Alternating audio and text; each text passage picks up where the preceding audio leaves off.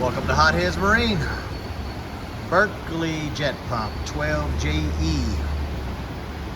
Suffered a bearing loss. The bearing is inside of there. Got a couple seals, one there. You got some Allen bolts here. This collar comes off. Snap ring. Tap the shaft from the back with a brass hammer or wood in between a hammer and drive that bearing out. Change your seals, change your bearing. Of course, you're going to have to press the bearing off of the shaft. You can get that to any local shop. They can do that. You could try to heat it, cut it, whatever you got to do, but you might tear it up. In the meantime, take this off, go ahead and change your packing glands inside of there. Get all this stuff from CP Performance or Hardened Marine. That's when we buy our stuff. Inspect everything, make sure your shaft is straight, not bent. If everything looks good, this is a really straightforward and simple job. We went ahead and elected on this one to change the U-joints. We bought a couple of U-joints just from local auto parts. These are 1340 series U-joints.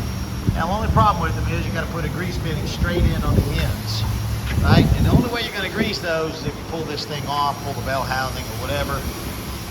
So I don't recommend these. I recommend a permanent one, but I believe that this will last the life of the engine on this boat.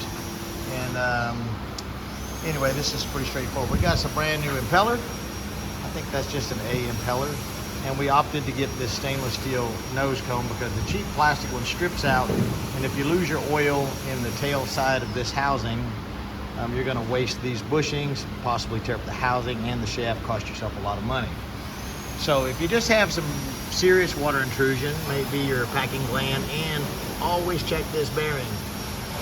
I got a couple of new guys here in the shop and they neglected to check this bearing, and we installed a brand new impeller and a brand new wear ring, a stainless steel wear ring, and within about 2 minutes under load in our run tank out back there, we had a severe failure.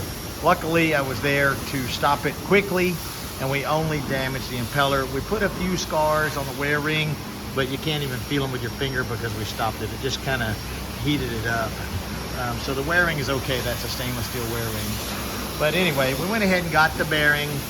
We're warrantying the impeller, which is about almost $600. We're covering that because that was our mistake. And we're giving them some upgrade parts like this, putting those in there, and doing a good job of rebuilding this thing. A lot of people are timid about these pumps. I don't care which Berlkley pump it is. They're all pretty much exactly the same in respect to these items.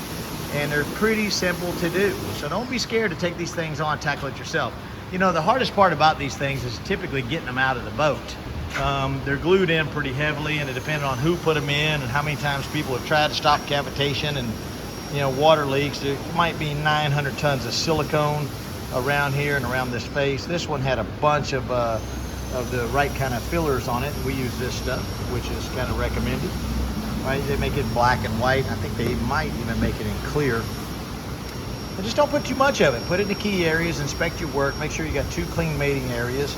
Be sure and get along the sides here, down in here too, so you're not drawing any air, and around this bottom area here as you put it in. You will have to lift the engine a little bit, and that is to get to these bolts right here. So separate your engine mount, pull your 2 Allen bolts, let the engine bell housing come up, raise the engine a little bit, and that will, just a little bit, and that will get you to here. Now you can't raise the engine a lot because you do have this collar with U-joints on it. You can raise it just a little bit, so you can get like a snap-on 1-inch wiggler and a shallow socket onto that bolt. A long extension, and just take your time, keep pressure on it, and unscrew it carefully.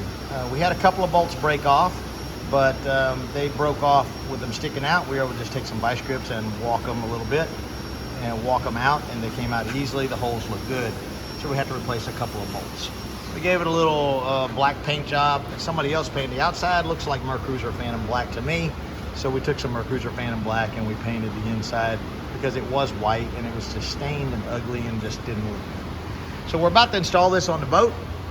Keep in mind, this is also your cooling system for your watercraft. So this engine started to overheat immediately as that new impeller failed.